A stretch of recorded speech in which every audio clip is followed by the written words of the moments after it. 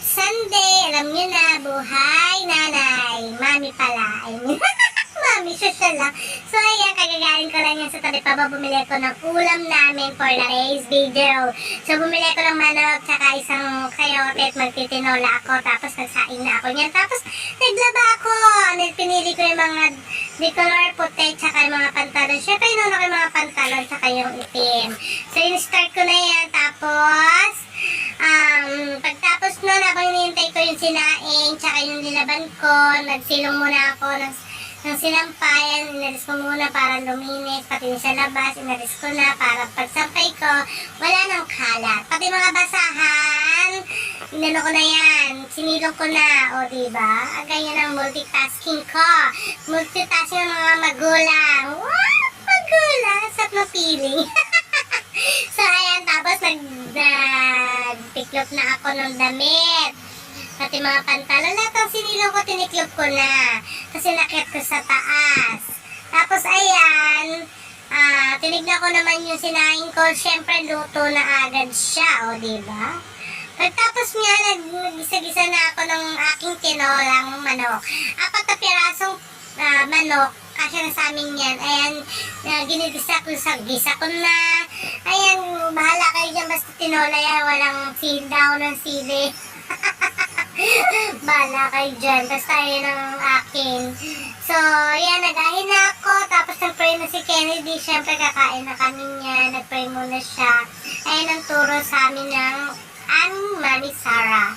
So, ayan, kain-kain kami. O, diba? Sarap na sarap siya sa luto ko. Tapos niya, naghugas na siya ng pinggan. O, diba? Ang bait ng aking Junakis. Nakakatulong ko sa aking gawaing bahay. At samantalang ako, syempre, nagsampay na ako niyan ng mga nilaban ko. Para pagtapos niyan, doon ako sa taas, ayusin ko naman yung mga tiniklop ko, yung mga damit namin, ayusin ko sa taas pagtapos niyan. So, ayan, nasa taas na ako. Yan ang gagawin ko. Lilipitin ko dapat yan. Kaso sabi ko, higa muna ako saglit.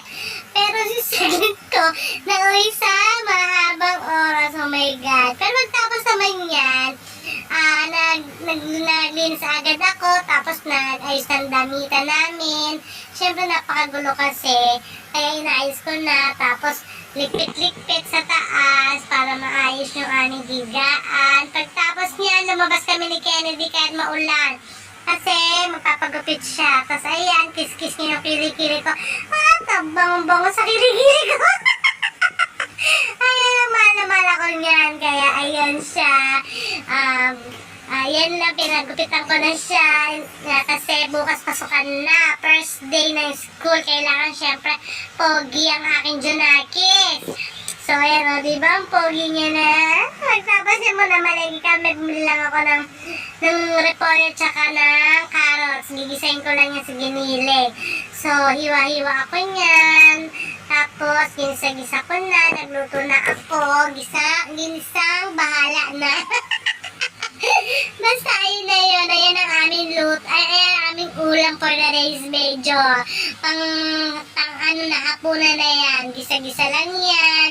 So, ganyan talaga ang aking buhay. Simpleng buhay lang yan. Siyempre, kasama yung Junakis ko.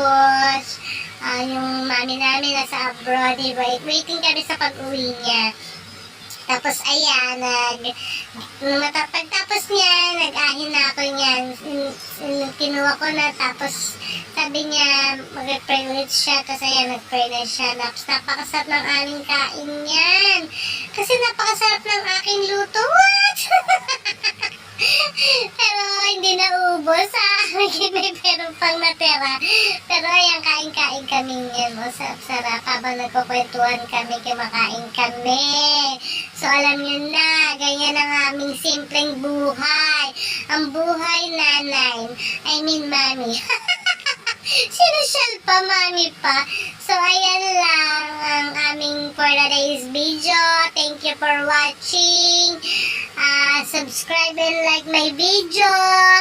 Ayan lang ang kaganapan sa aming munting bahay.